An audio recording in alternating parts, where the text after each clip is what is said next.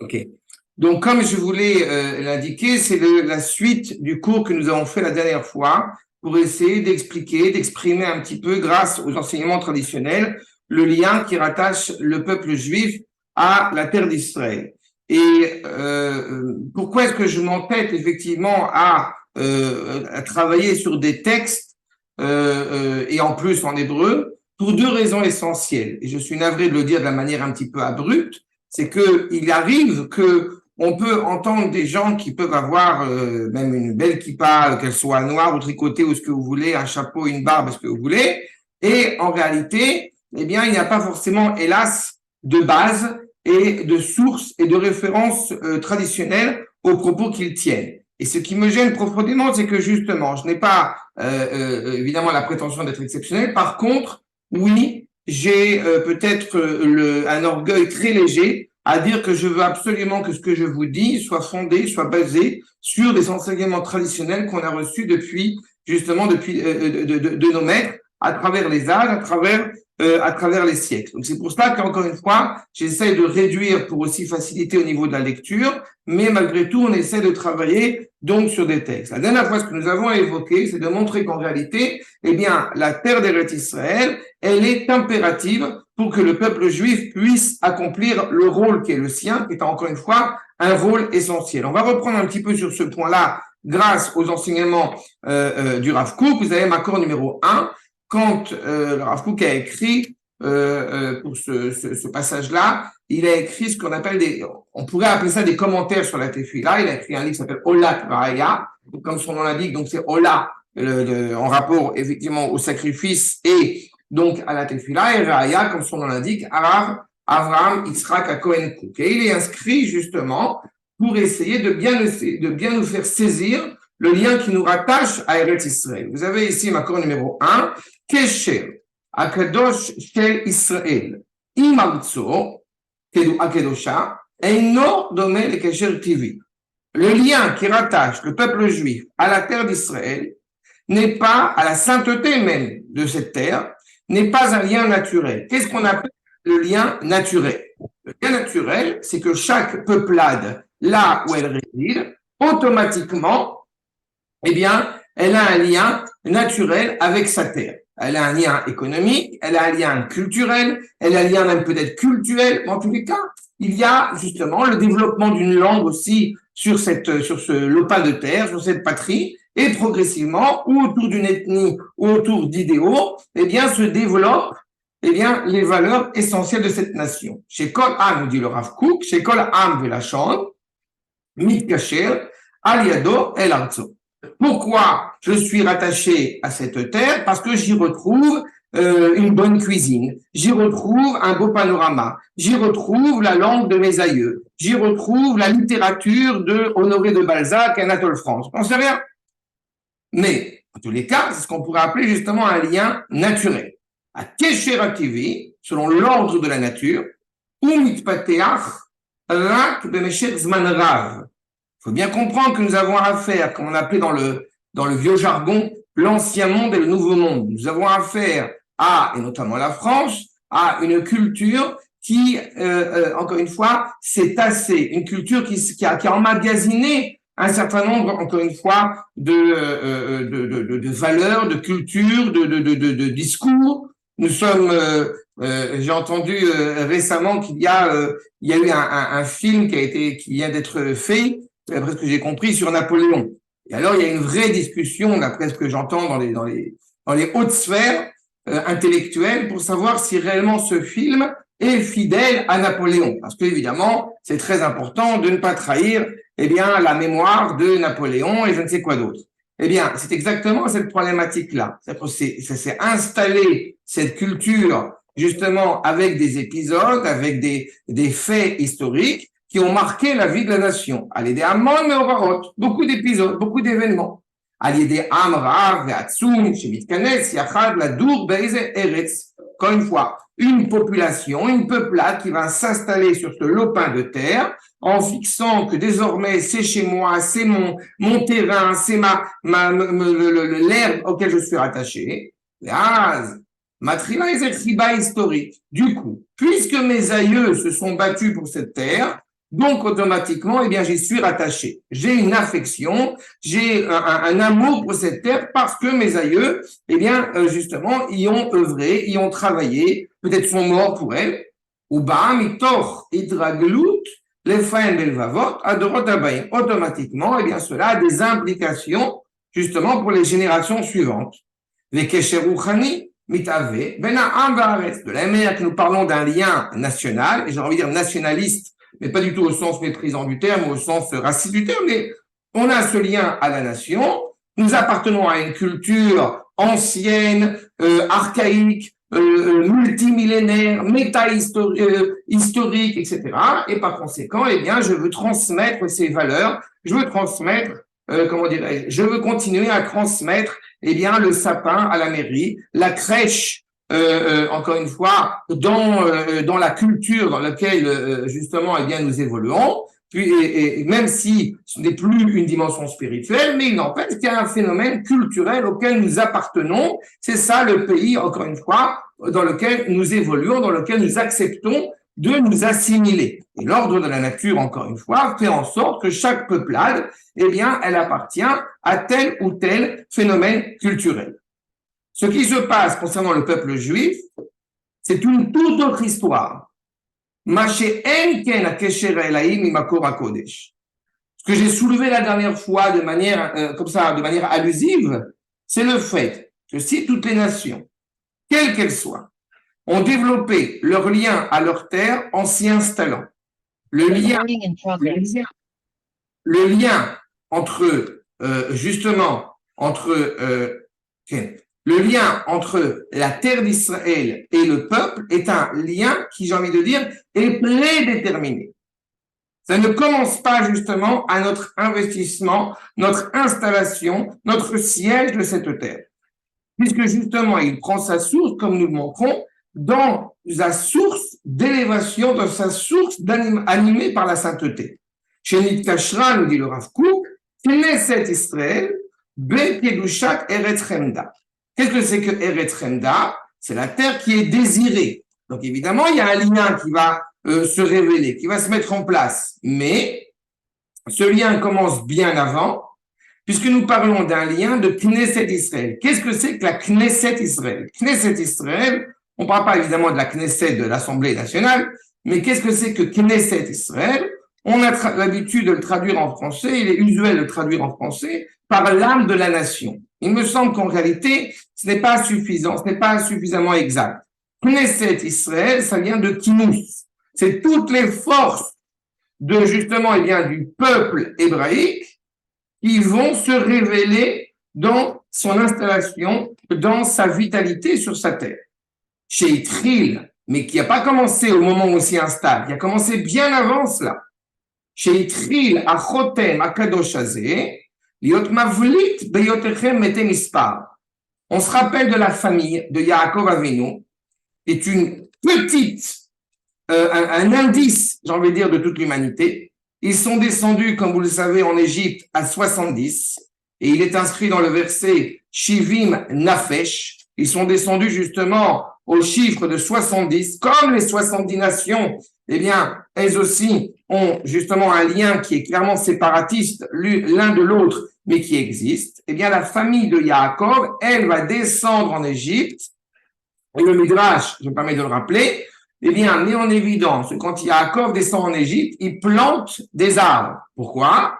Pour qu'on puisse justement prendre ces arbres en sortant d'Égypte pour construire le Mishkan.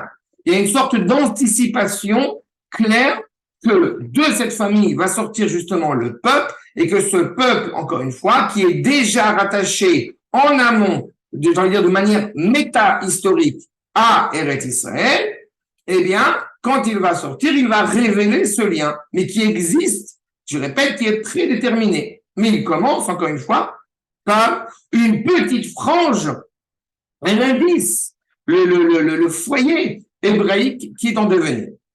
Ou Bezman, Ketzar Vetachouf, c'est assez rapide, puisqu'en réalité, on est à peine sorti d'Égypte, déjà se révèle, déjà la séparation des tribus, chacune dans son lopin de terre qui doit par la suite s'installer. Yachad Imofiam Baaretz, avec justement notre apparition sur cette terre, Ve'od kodem lekesatan. Vous voyez l'assistance du Rav Kook. Avant même d'y rentrer. Aliede Eara Elaït Eliona. Pourquoi est-ce que nous sommes ici? Non pas parce que mon aïeul y a foulé le pied. C'est vrai qu'Avram Avinu y était présent. C'est tout à fait juste. Parce que nous avons tant de soldats sur le mont Herzl qui se sont battus pour cette terre. C'est vrai, mais ce n'est pas la raison. La raison essentielle, c'est par droit divin, par exigence divine. Nous avons en face de nous peut-être différentes civilisations qui ne comprennent pas ce concept actuellement. C'est pas grave, ils apprendront. Mais nous venons en disant, nous sommes là, pas parce que nous avons vécu à Auschwitz, pas parce que nous avons, historiquement parlant, vécu ici. Ce n'est pas l'Alsace et la Lorraine. Non. Nous avons vécu ici, justement, dans un rapport direct avec cette terre où Dieu réside. Et je vous renvoie à la plaisanterie que j'ai dit la dernière fois sur le président américain et le premier ministre l'a dit. Ubeyotam yoshvim betocha, lo yeshiva gvoa, ki im betor gerim. La première fois que nous avons Avram Avinu qui vient justement marcher, venir en Eretz Israël, et quand il va acheter, n'est-ce pas, la tombe pour enterrer, pour ensevelir Sarah Imenu, qui est le premier lien définitif entre la mère de notre nation et Eretz Israël, eh bien, il se présente comme étant Ger Vetoshav Anochi. On peut être un résident ponctuel à un temps donné tant que le peuple n'est pas encore né. Il n'en demeure pas moins que ce lien est déjà, encore une fois, est déjà énoncé, est déjà prononcé par Akadosh Baruch Hu lui-même. Chez Shum Davar, chez Sodo Beteva, Lo Hazar la Kesher Hazeh. Rien ne doit, encore une fois, aider pour essayer de démontrer rationnellement, historiquement parlant, philosophiquement parlant, culturellement parlant, et je ne sais quel autre substantif utiliser, eh bien, doit essayer, encore une fois, de donner une réponse pourquoi nous sommes rattachés à cette terre, pourquoi cette terre nous est-elle rattachée. Elle nous est rattachée par notre identité même. Par notre identité, encore une fois, à partir du moment où je m'affirme, où je m'énonce comme juif, automatiquement, eh bien, j'appartiens à cette destinée absolument absolue, absolument éternelle. Ce que disait Tolstoï, quand je vois un juif, je vois l'éternité. Eh bien, c'est cela. Elle apparaît encore une fois, puisque nous avions rappelé l'idée que Akadosh Baruch Hu a façonné d'abord Yerushalayim, et avec la poussière de Yerushalayim, il a façonné le monde entier, par cette parole d'Akadosh Baruch Hu, qui mitzion, etc. Au Dvar Hashem Yerushalayim, c'est de Tzion, de Yerushalayim, que la parole d'Akadosh Baruch Hu peut se propager, peut s'étendre sur le monde entier, Bedvar Hashem, ou Benit Kocho.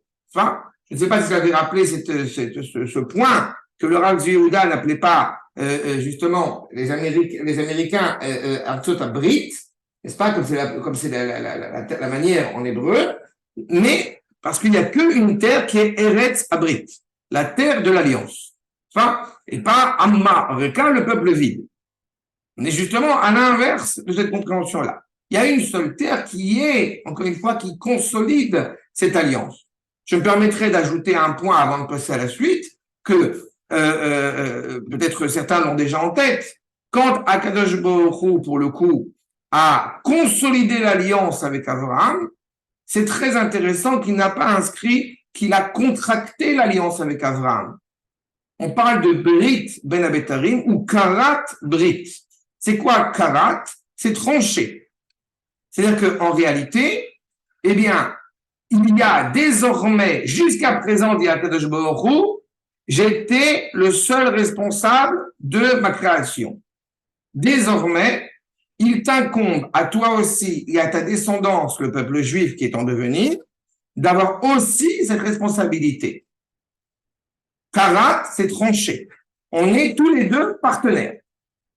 Et donc, cette implication-là, encore une fois, nécessite clairement une réalité terrestre pour pouvoir mettre en place, comme on l'avait dit, ce projet. Et cela est annoncé encore une fois, par le projet divin, par la promesse divine. Ce n'est pas la terre promise, c'est la terre de la promesse. C'est la terre où la parole d'Akadosh Baruch Hu se révèle. Vechok Shvuat Olam, pour l'éternité. Biotechen Metem Ispar, Kimat Vegarim Ba. même quand on y est une petite entité, eh bien, il n'empêche que nous sommes directement rattachés justement à ce projet divin, cette évocation divine pour l'éternité. Donc on comprend bien, et c'est l'essentiel de mon propos, on comprend bien que le lien qui nous rattache à Eretz Israël est un lien hors nature, surnaturel, qui n'est pas dépendant, encore une fois, de toutes les pérégrinations et de tous les épisodes et de tous les accords qui pourraient exister éventuellement. Enfin, c'est comme si on disait, malheureusement, eh bien, c'est important comment dirais-je, c'est important de se battre contre Gaza parce que ils nous veulent du mal. Mais après, on sort de Gaza. Ou c'est important de conquérir Gaza en réponse à ce qu'ils nous ont fait. Ni l'une ni l'autre sont la réponse authentique et vraie à mes yeux. Mais c'est important de reconquérir Gaza parce que Gaza, c'est Eretz Israël. Et deuxième phrase que j'ai coutume d'entendre et que là aussi je me permets de réparer, il est important d'envoyer cette population autochtone arabe de Gaza en Jordanie. Non, c'est pas vrai. Pourquoi? Parce que la Jordanie fait partie d'Eretz Israël. Donc on n'envoie pas les Arabes en Jordanie. On envoie les Arabes où vous voulez. Enfin, il y a de la place dans la mer si vous voulez, mais s'ils savent nager. Mais en tous les cas, il est clair que on doit se comprendre, encore une fois, que chaque nanomètre d'Eretz Israël permet au projet divin de s'exprimer, encore une fois, de se révéler par le prisme du peuple. Maintenant, qu'est-ce qui se passe quand malheureusement nous partons en exil? Il y a une implosion pendant, justement, il y a plus de 2000 ans de cela, et le peuple juif se doit de partir en exil. Alors, qu'est-ce qui va se passer justement pendant ce temps-là en Eretz Israël? Il est évident que si nous ne sommes pas présents en Eretz Israël, cette terre va être conquise peut-être par d'autres populations, en tout cas va essayer d'être conquise par d'autres populations, par d'autres civilisations. Nous avons le livre de Vaïkra, accord numéro 2, Natati et Avrechem Chorva, ve Hashimoti et Mikdashechem. Vos villes vont être en désolation. Le Beth Mikdash est détruit, il n'y a rien qui va pousser, il n'y a rien qui va bouger ici. Vashimoti ani et haaretz vesharemu alea oyvechem ayosvim ba. Là où justement vous ne serez plus, je ferai en sorte, dit Akadosh Baruch Hu, que cette terre soit en désolation et que vos ennemis ne puissent pas s'y installer, ne puissent pas y résider. Et pendant ce temps-là, le peuple juif va être, comme dit Volponi dans les Tontons Flingueurs, le peuple juif va être éparpillé de façon puzzle. Traduction en hébreu, Ve'etchem Ezra Bagoyim. Je vais, de tous les quatre côtés du monde, vous savez que vous allez vous retrouver, V'arikoti acharechem, vos villes, votre pays sera, encore une fois, aussi fertile soit-il, eh bien rien ne poussera. Rien ne poussera parce que justement vous n'y êtes pas. Quelque part, c'est une consolation, cette remontrance. Et Ramban, justement dans son commentaire, va insister en disant Il Besora Tova, justement, c'est une bonne nouvelle. Il va serrer Bekol Galuyot, en tous les exils que nous avons traversés. N'oublions pas que nous avons 4 empires qui nous ont traversés, la Babylonie, la Perse, la Grèce, et enfin le dernier royaume dont nous sortons maintenant, Édom. Quels que soient les exils que nous avons traversés, cette terre ne reçoit pas, encore une fois, eh bien, nos ennemis. Et là, encore une fois, il y a énormément d'exemples.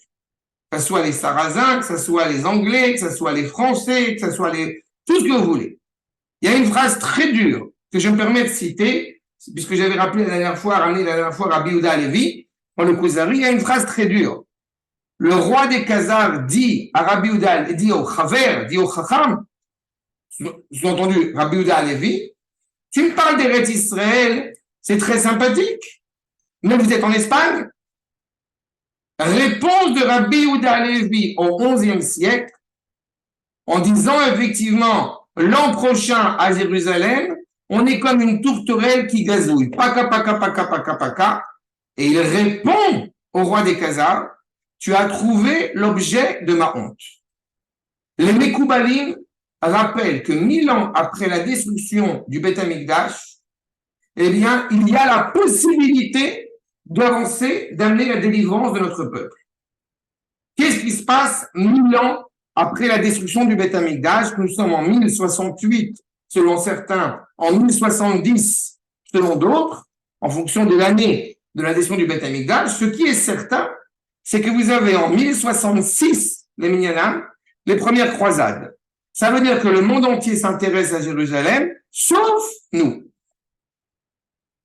Le monde entier s'y intéresse. Et le fameux Louis IX, Marchemo Vézécho, comme vous le savez, hélas, il a brûlé plus de 54 livres de Talmud sur la place de Paris. Et je vous passe évidemment les épisodes douloureux que nous avons eus sur le parvis de cette cathédrale de Notre-Dame. Ça veut dire que nous avons cette réalité des différentes nations, des différentes civilisations qui ont essayé de s'implanter, qui ont essayé de construire en Eretz Israël, et hélas, eh bien, cela n'a pas, encore une fois, eu un succès escompté. C'était une terre qui semblait totalement infertile, totalement inappropriée, qui était une terre utilisée pour le commerce, mais ce sont les propos de nos prophètes qui nous renseignent sur le sens de cela.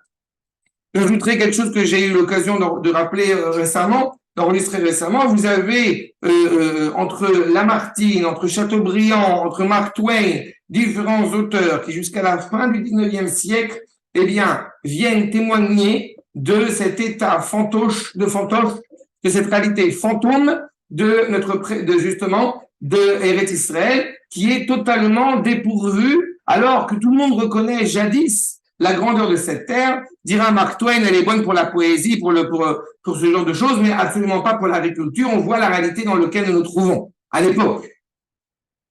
Archa, et c'est exactement ce que nous dit ici le Rambam.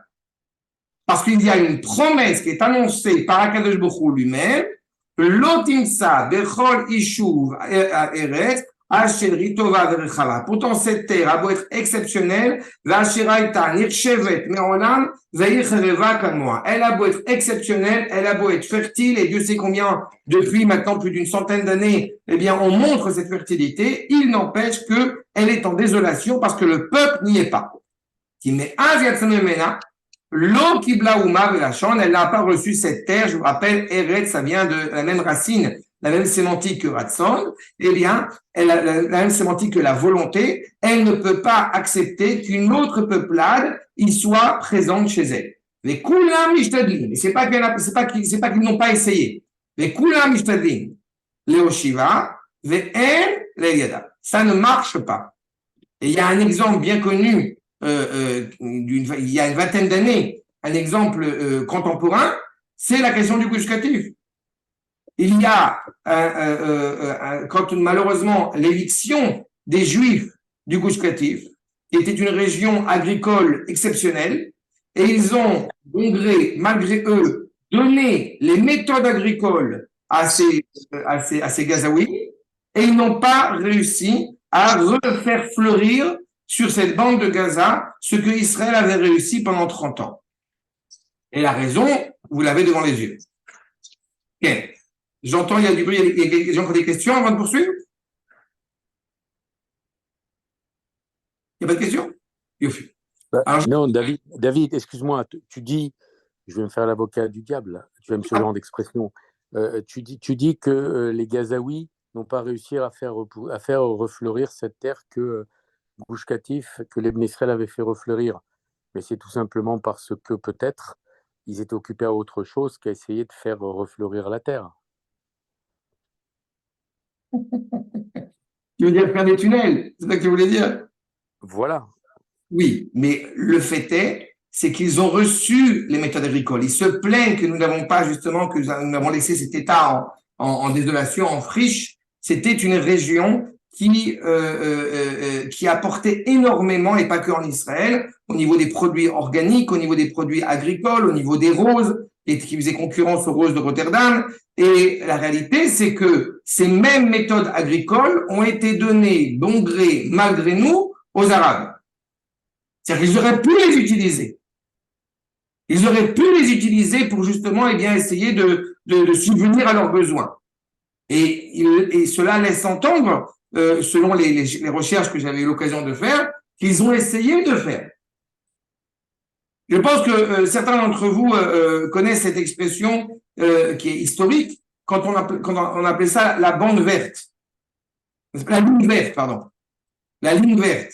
La ligne verte, pourquoi est-ce qu'on appelle ça la ligne verte? Parce qu'il suffit que vous passiez en Judée-Samarie de la région qui est occupée par des Arabes et la région qui est occupée par Israël, et qui est occupée, où réside Israël, eh bien, vous aviez justement une agriculture qui repoussait. Ah bon, c'est pour ça, moi, je pensais que c'était à cause des toilettes. Parce que ça coupait une maison en deux. Et les toilettes, elles étaient d'un côté et pas de l'autre. Dan, je te remercie pour ta remarque très importante. Très bien. D'accord? C'est la base. C'est la base fondamentale et essentielle, encore une fois, du propos. Donc, on voit bien, c'est quelque chose qui n'est pas rationnel, c'est quelque chose qui n'est pas compréhensible, encore une fois, du regard extérieur. Mais pourtant, c'est une réalité.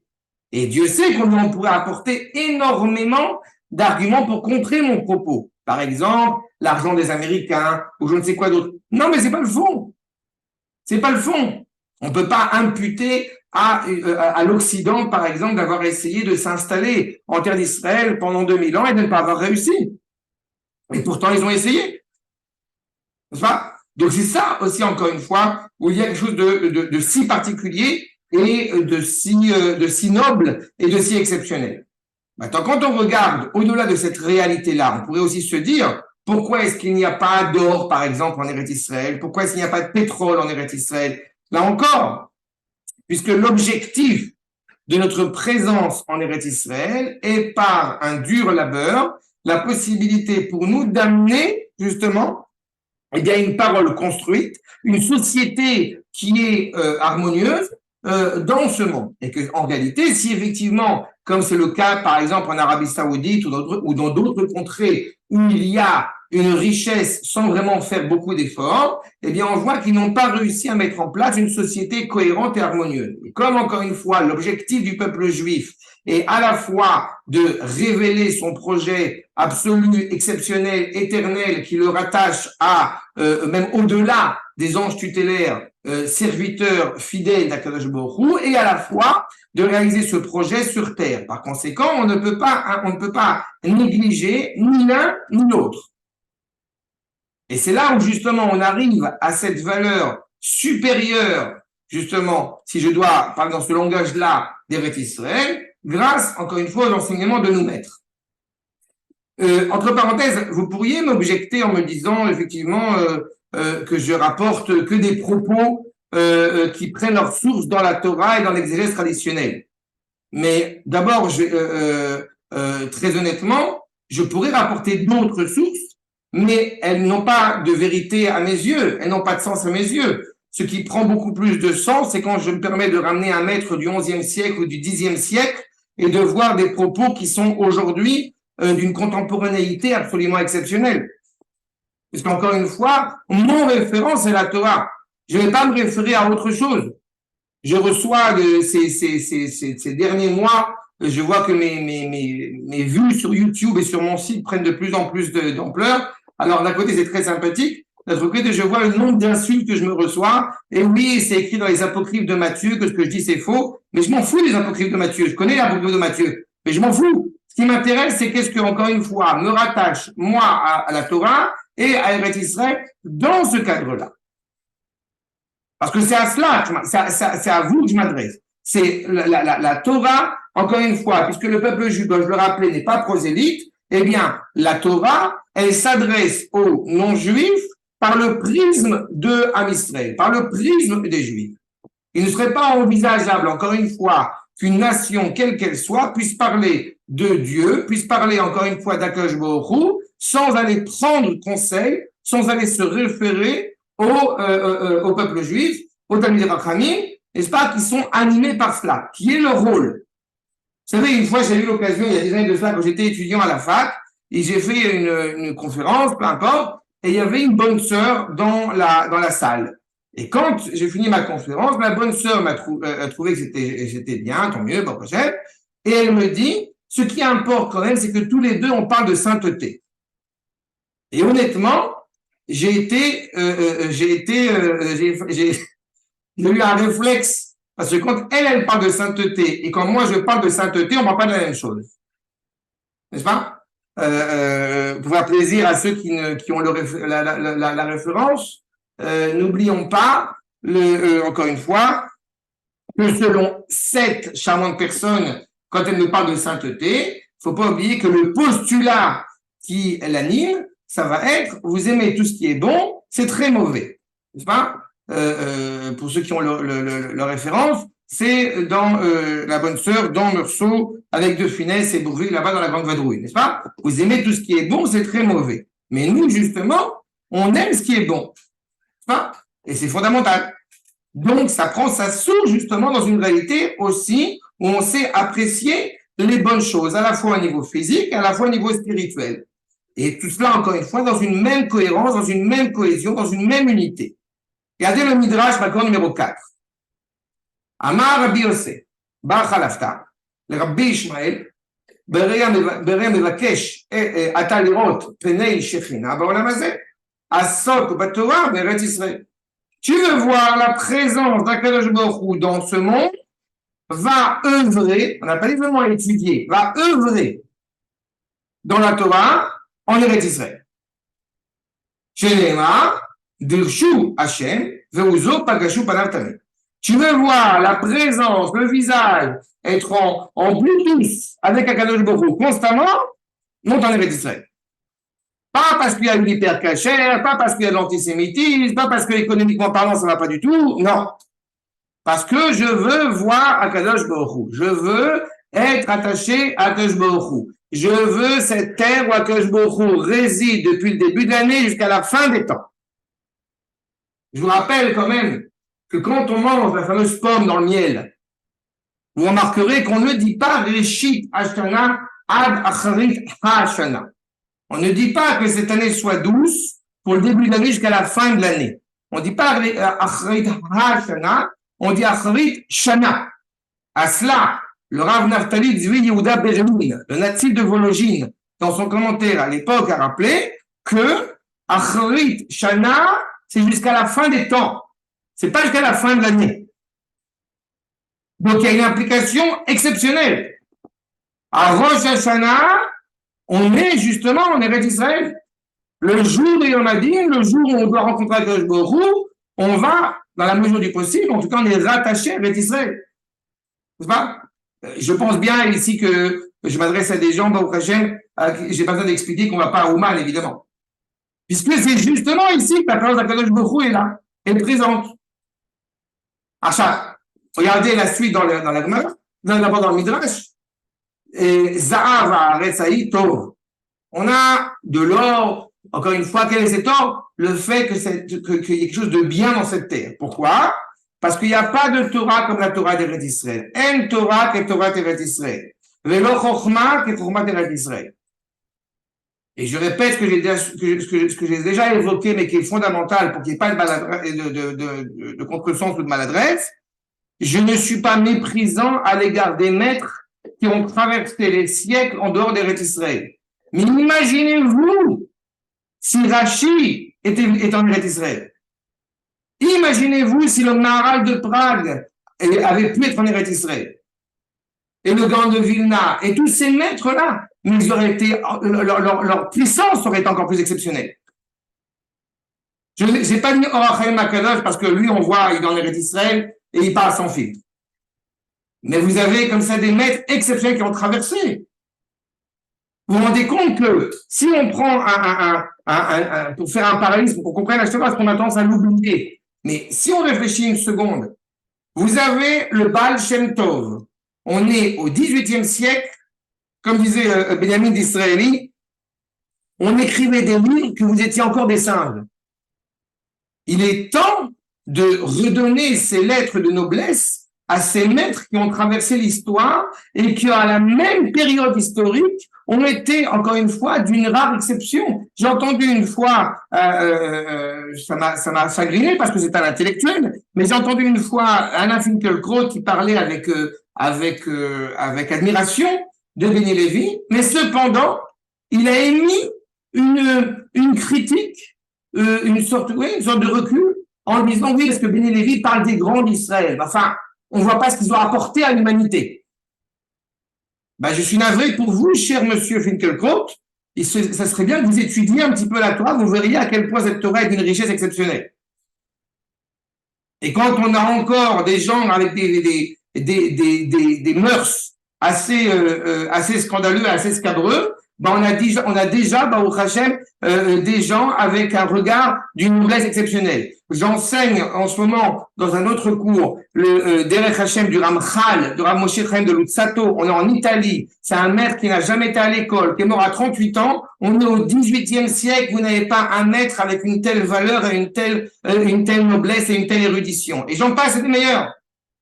Donc on voit bien encore une fois que tous ces maîtres-là, ce qui les a rattachés à cette grande noblesse, il est clair que c'est le rattachement à la terre d'Israël. Même s'ils n'y étaient pas présents physiquement, le Ramchal y était d'ailleurs en l'occurrence, mais même si ces maîtres-là n'y étaient pas physiquement, il est certain que leur rattachement en Eretz Israël, comme cela est inscrit dans le traité de Ktubot, il y a des tunnels qui passent sous terre, et qu'à la fin des temps, on va pouvoir comme ça, au Hashem, étudier en Chérouta avec Rashi et Ramban et Rav Kook. C'est pas mal.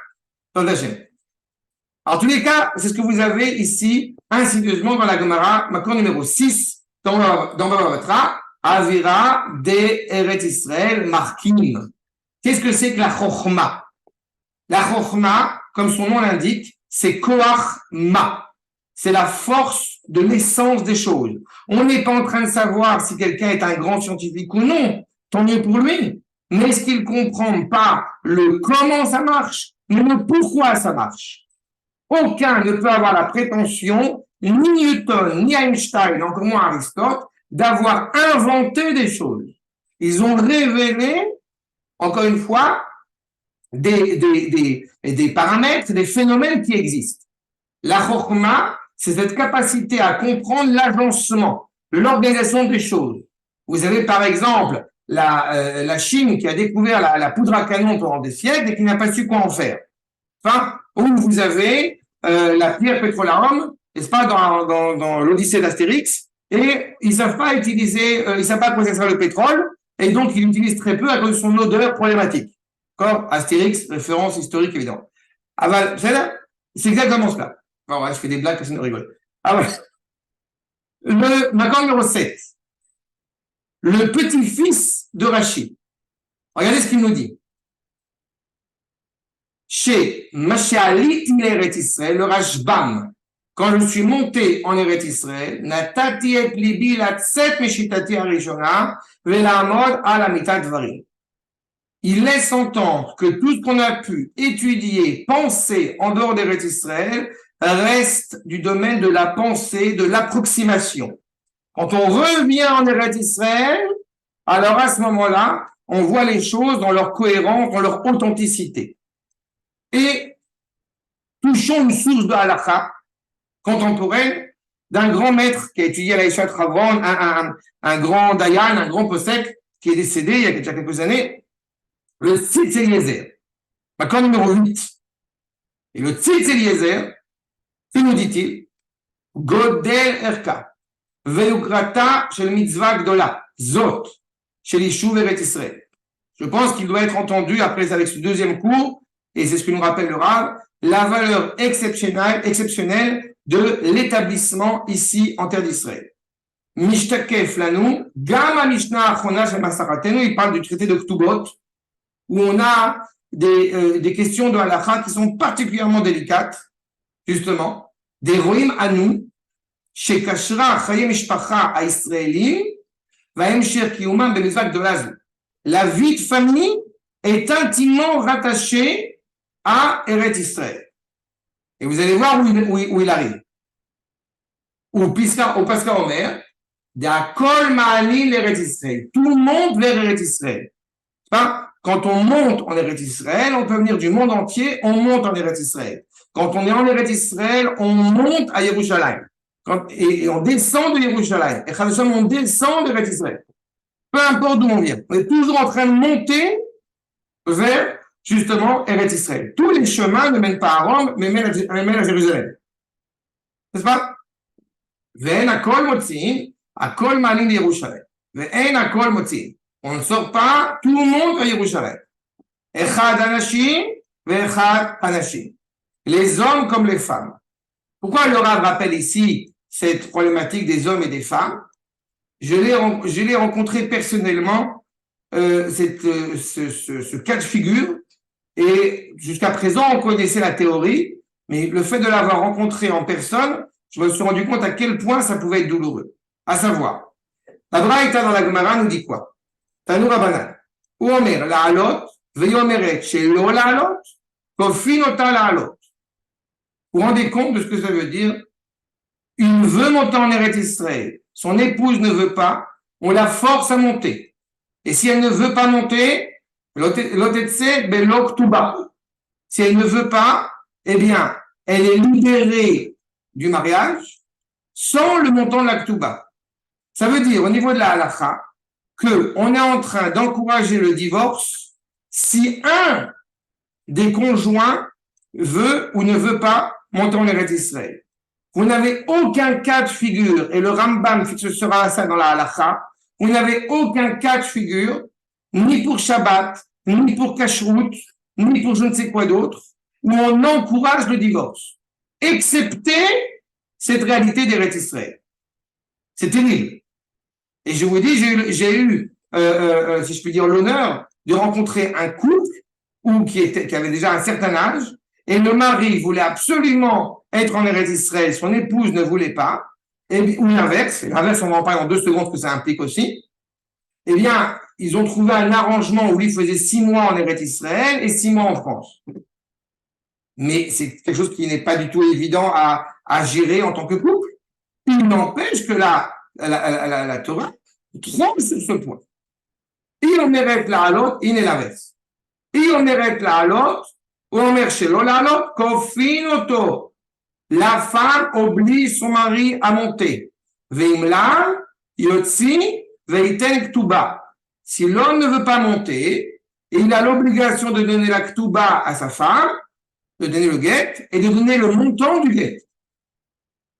Est-ce que nous avons une histoire similaire dans la Torah qui laisse entendre que nous avons déjà vécu cet épisode dans la Torah? Les Chachamim nous expliquent que oui. Vous avez un midrash qui rappelle que Haran, n'est-ce pas, le frère d'Abraham, ne voulait pas que sa fille, qui était très intéressée à monter en Eretz Israël, eh bien, il ne voulait pas que Sarah, à l'époque elle s'appelait Sarai, Iska, il ne voulait pas qu'elle monte en Eretz Israël. Akadosh Baruch Hu a opéré une opération très douloureuse et très délicate, puisque Haran, comme vous le savez, est mort. C'est le premier cours quand on avait rappelé la mort de Haran, dans le four, justement dans la fournaise, mais Sarah, du coup, est montée. Mariée avec Abraham, elle a pu monter. Vous vous rendez compte à quel point, encore une fois, aux yeux de nos maîtres, la valeur d'Eretz Israël, eh bien, elle est aussi importante, aussi tranchée. Iomer latset, veomer shelo latset, elle veut sortir et lui il ne veut pas. Kofim ota shelo latset. Eh bien, on l'insiste, on est têtu avec elle pour qu'elle ne sorte pas. On parle d'Eretz Israël évidemment. Veim la tetse belo ktuba. Et si elle sort, eh bien, elle partira sans la ktuba. Je répète, ce n'est pas une parole au hasard. Le foyer, à la différence des Grecs, on s'approche de Hanouka, Ish ou Beito, le foyer a une valeur exceptionnelle dans la Torah. Ce n'est pas quelque chose qui est méprisé et négligeable. Pour arriver à de tels propos, eh bien, cela ne doit pas nous encourager que Dieu préserve à divorcer, mais doit nous encourager à comprendre à quel point, encore une fois, la valeur d'Eretz Israël et le lien qui nous rattache à Eretz Israël est aussi important. Puisqu'il est inscrit dans le traité de Ketubot que tout le monde est Eretz Israël. Et en particulier, évidemment, Beyoter, Ayeshiva, Berushalayim. J'ai ce privilège, si je puis dire, en habitant à Akko, que tous les maîtres qui sont venus en Eretz Israël, ils sont tous passés par chez nous. Le Rachaim Akadosh, le Ramban, Rabbi Nachman de Breslev, le Baal Shem Tov, sont tous venus au port de Akko, et une grande partie d'entre eux, après, est partie vers Yerushalayim.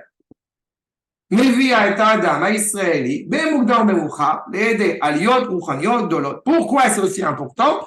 Puisque nous savons que justement par l'étude, on arrive encore plus à étudier, on arrive encore plus à agir pour servir à Kadosh Baruch Hu. Il est évident, puisque l'ère d'Eretz Israël est aussi particulier, eh bien, cela nous élève tôt ou tard, à nous renforcer, à nous rapprocher encore plus, encore une fois, et de monter la Halot Be'ar Hashem, la Koum, Be'kom Kocho, et de monter encore une fois vers la montagne, vers le mont du Temple.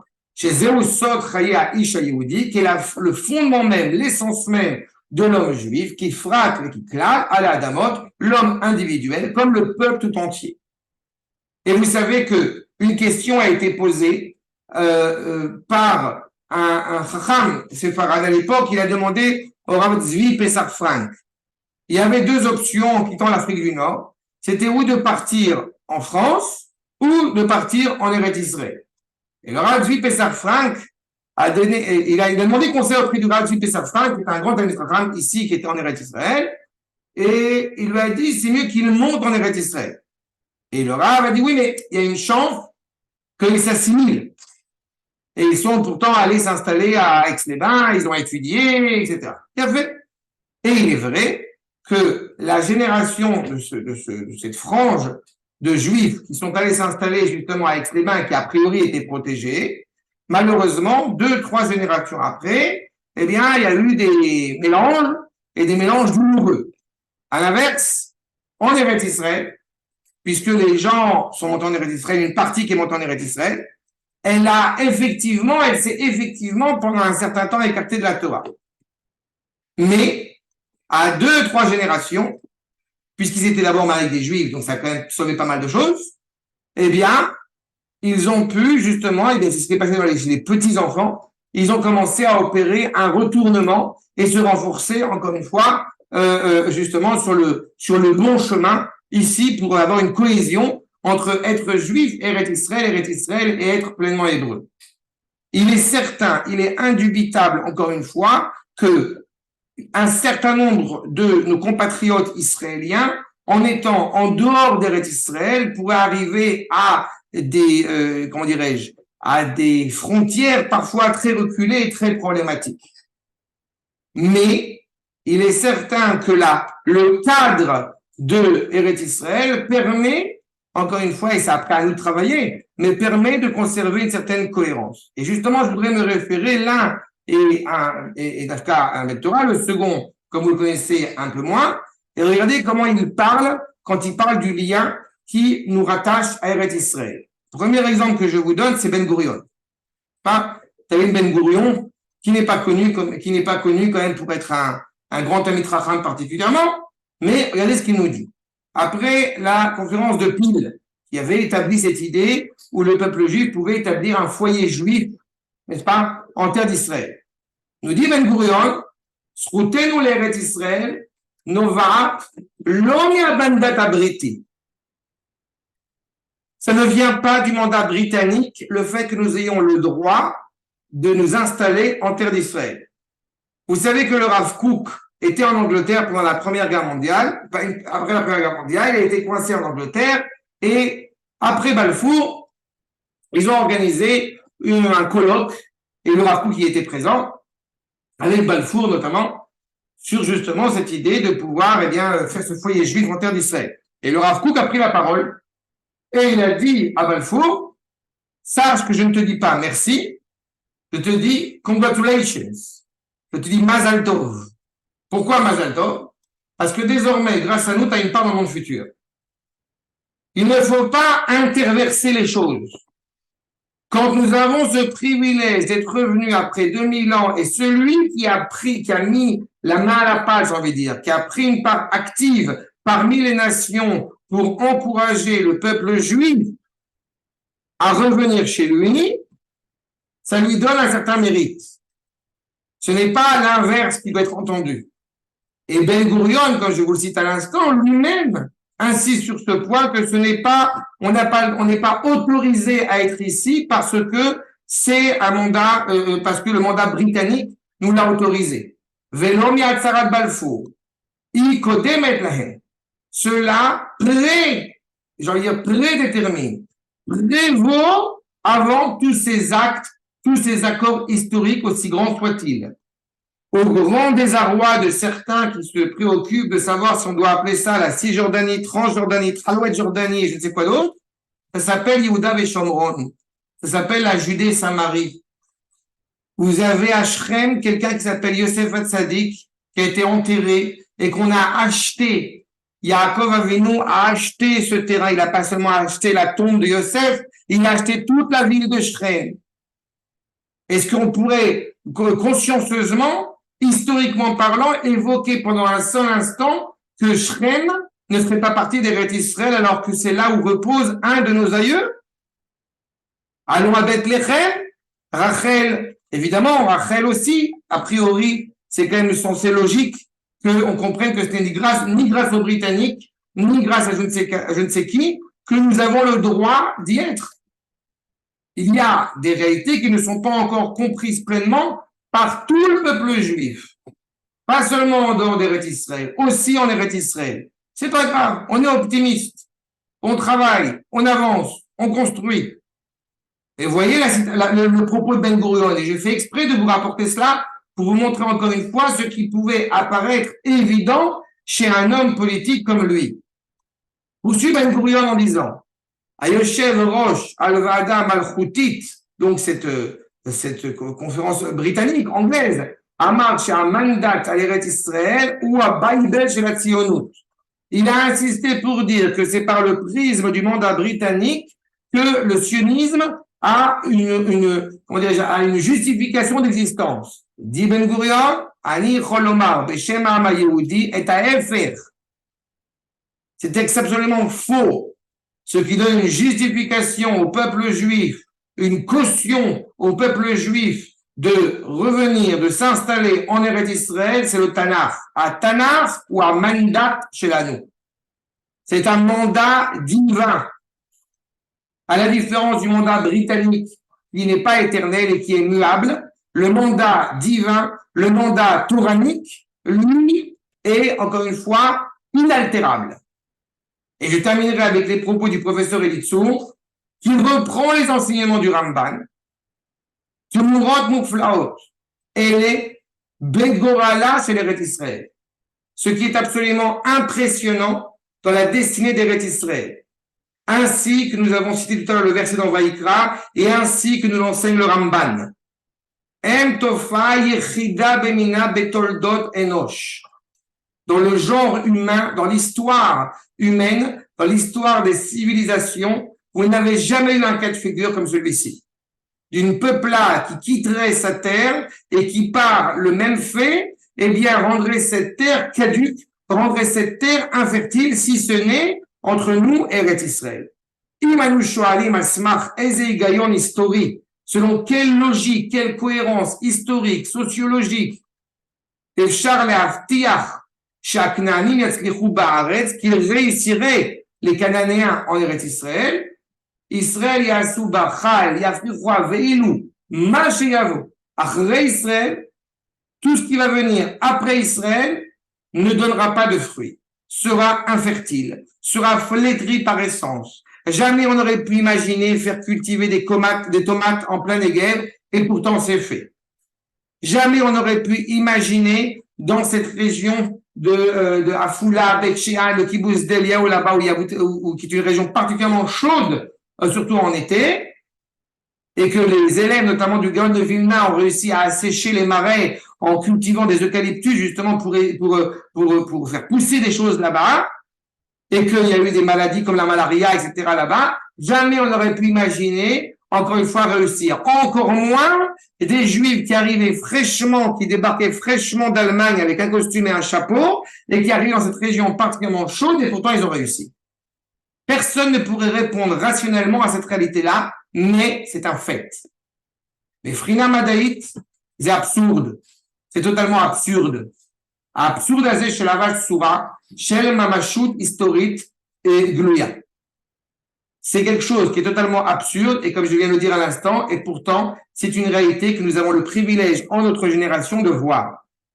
Uhu, Shasa, Achafmer Midrash, Vala Ramban, Roshem Kolkar Gadol, ce que nos maîtres ont anticipé, ce que nos maîtres ont transmis, ce que nos maîtres ont enseigné, eh bien, nous avons le privilège, j'ai envie de dire, de voir à quel point ils avaient raison aujourd'hui. Et je pense que c'est ça que nous devons retenir, encore une fois, dans un lien. Il est évident que la dernière Géoula, la Géoula que nous vivons, ne se passe pas de manière comme ça a été la sortie d'Égypte, et on le sait aussi dans le Midrash, de manière, comment dirais-je, rapide, et on a rien de temps. Non. C'est quelque chose qui se produit ponctuellement, doucement, lentement. Parce que nous voulons justement, eh bien, avoir cette pleine conscience, cette pleine réalité de notre présence en Eretz Israël et de la valeur, encore une fois, qui nous rattache à Eretz Israël, et je répète, et qui rattache le peuple juif à Eretz Israël et Eretz Israël au peuple juif. Et c'est pour ça qu'encore une fois, ce lien ne doit pas être compris d'un point de vue rationnel ou d'un point de vue économique ou d'un point de vue, je ne sais quoi d'autre, politique, mais doit être construit, encore une fois, sur cette base que nous revenons à la maison, j'ai envie de dire, avec un grand M, et c'est en cela, Bezrat Hashem, nous assurons eh bien, notre présence et nous pourrons rendre tous les territoires du fleuve de l'Euphrate au fleuve du Sinaï. Adkar, des questions.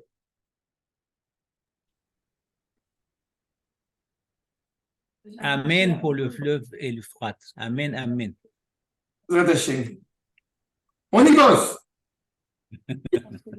Non, moi, Rabbi David, ce que je voulais te dire, c'est, donc on a bien compris l'attachement et le côté thoraïque de notre attachement à la terre d'Israël, et avec comme seul mandat le Tanakh.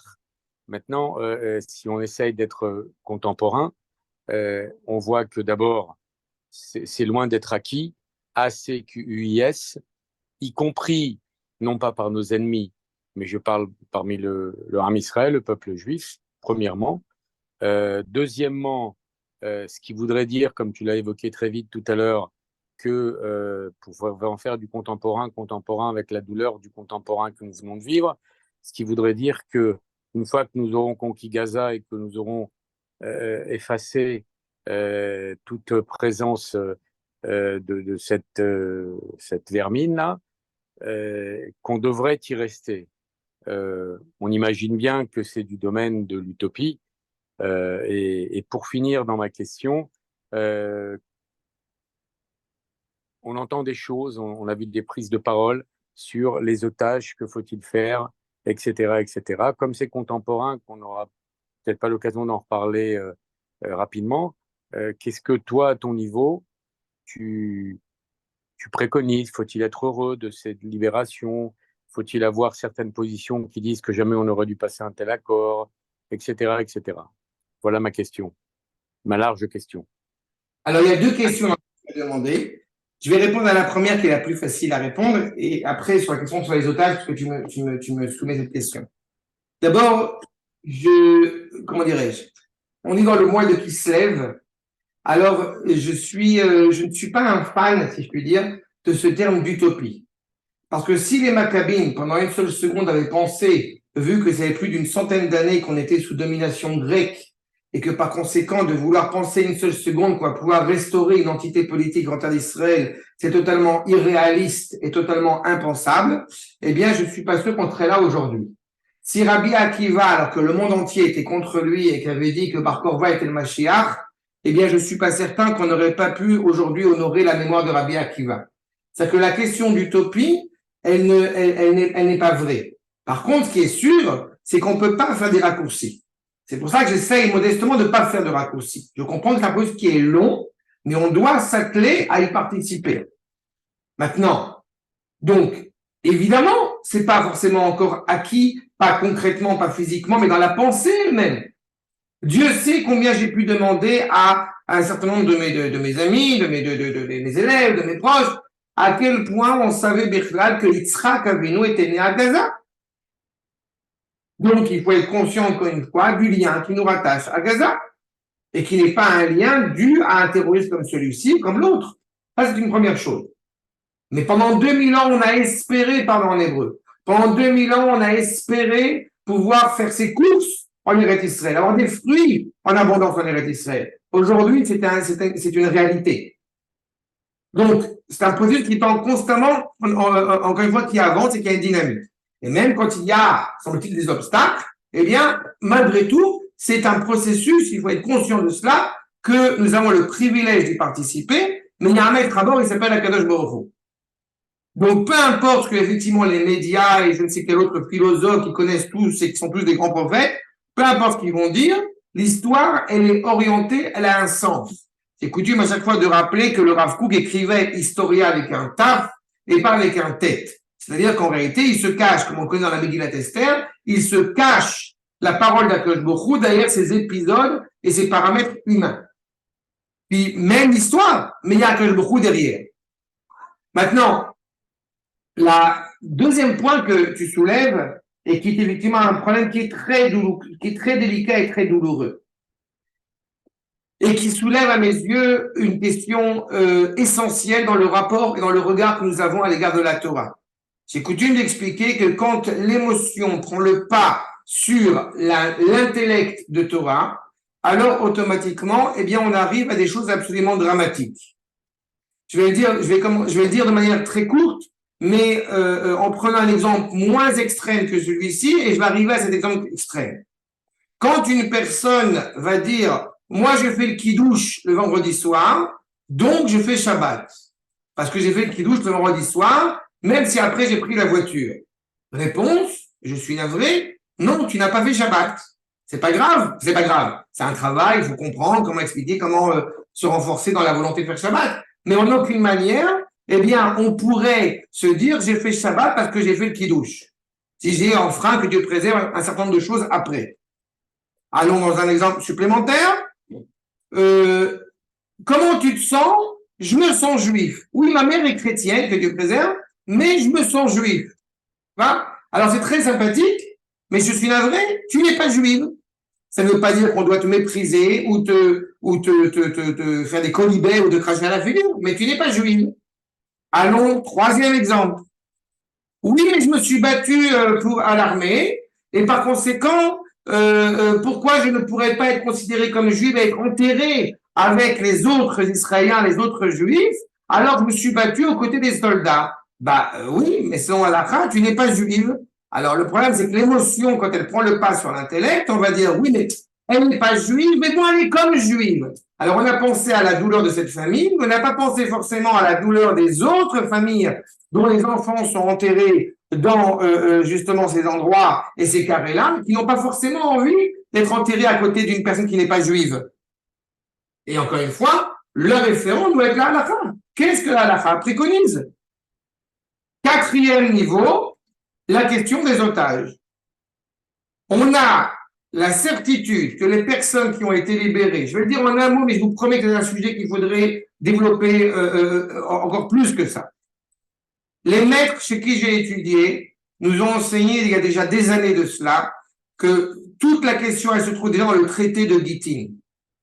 À savoir, est-ce qu'on a le droit de libérer un otage à n'importe quel prix?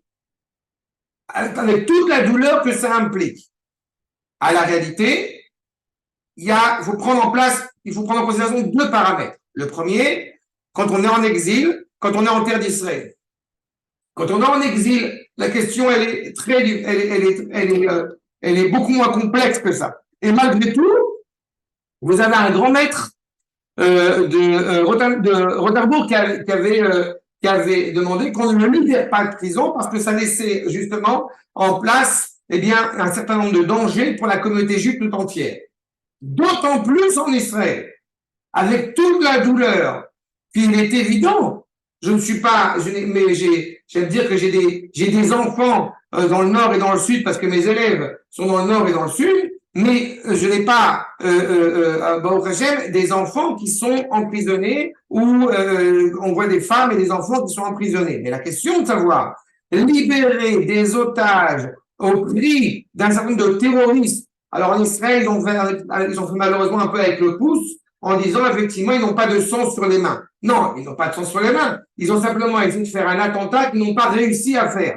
Mais on sait très bien que pour ces populations, libérer des gens qui sont des terroristes notoires est un vrai danger et met en danger, et malheureusement, on a déjà des cas dans le passé qui se sont produits, met en danger les citoyens israéliens. Est-ce que ces accords sont une bonne chose? Eh bien, avec toute la douleur que, évidemment, on ne peut négliger, et malheureusement, encore une fois, on exploite l'émotion en mettant en scène des enfants qui ont été libérés, mais il me semble encore une fois qu'il faut penser en tant que nation et par conséquent, eh bien, avoir libéré ces terroristes, mais le peuple juif, hélas, une fois plus, dans un grand danger, que j'espère pas, et honnêtement, je veux me tromper. J'espère que je me trompe. Sauf qu'on a déjà les accords de Djibril et d'autres choses qui ont été faites dans le passé et qui laissent entendre, encore une fois, malheureusement, que ce n'est pas très optimiste, c'est pas très positif. J'ai répondu à la question. Non, ce qui voudrait dire, et puis bon, je vais pas m'étendre beaucoup parce qu'il est tard, mais ce qui voudrait dire que quelqu'un, puisque tu es contemporain, on va mettre des noms, ce qui voudrait dire que quelqu'un comme Bibi ou comme Yoav Galant ne savent pas cela et ne s'imaginent pas pouvoir libérer des terroristes, comme tu le dis, avec ce qu'ils pourraient faire derrière. J'imagine qu'eux aussi y ont pensé. Ils y ont pensé, mais comme je viens de le dire, c'est très compliqué de se trouver devant des parents, devant des familles et de dire je comprends votre douleur, mais le dirigeant, encore une fois, qui va être un dirigeant digne de ce nom, doit être conscient, encore une fois, qu'il dirige la nation. Tu sais, qu'il y a le frère de Bibi, ils se sont pas interrogés 3 heures pour savoir, alors qu'ils sont partis en TB, ils n'avaient pas la permission encore du gouvernement de l'époque pour aller partir en TB. Et malgré tout, ils sont partis. Il y avait là aussi, encore une fois, des négociations qui étaient faites pour libérer ou non des terroristes. Ben, en fin de compte, ils ont libéré personne, mais par contre, ils ont essayé de récupérer les Juifs qui étaient dans l'avion. Donc, il est évident, encore une fois, on a laissé s'envenimer une réalité et comprend bien que quand on libère 50 terroristes pour 10 juifs, eh bien, c'est bien, demain, on va prendre 20 juifs. Comme ça, on n'aura plus de terroristes.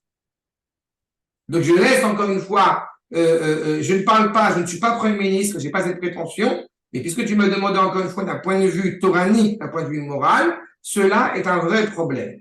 Et beaucoup de maîtres, dont Mori Verabi, dont mon Rav, le Rav Zini, s'est exprimé sur le sujet et a été très virulent sur ce point. Et je répète, nous ne sommes pas indifférents, nous ne sommes en aucune manière, nous ne sommes indifférents à l'égard de la douleur de ces familles, encore une fois, dans les conditions où elles sont. Mais il faut comprendre, encore une fois, à l'échelle de la nation, que ça ne mette pas en danger plus de juifs que ce qui est en train de se produire. Et encore une fois, je répète, je l'espère. Ah, mais rien, moi, il y a quelque chose qui m'a étonné un peu, c'est quand vous avez dit que Israël Avinou, il était de Gaza. Il est né à Gra, Ken. Il est né à Gra, il est né à Gaza. Avant mon cours, je suis rentré à Gaza, rentré à la maison, rentré à Gaza que j'ai fait, il est sur YouTube. Va le voir et si tu veux, après on en parle. Ça marche, je vais le regarder. D'autres questions à Rotaille? Non, je pense. Eh ben, je vous souhaite le meilleur, Bezrat Hashem, Shavua Tov, et j'attends vos commentaires, de fixer le prochain rendez-vous, Bezrat Hashem, et aussi un sujet qui vous interpelle. Je serai ravi de poursuivre cette étude. Shalom, Kol Tuv. Salut, Rav, shalom. Merci beaucoup. Merci, Merci Rav. beaucoup. Merci beaucoup. Au revoir. Bonne soirée. David, Merci Shabbat beaucoup. Tov. Bye. Shabbat tov. Ça va, toi? Mazal tov.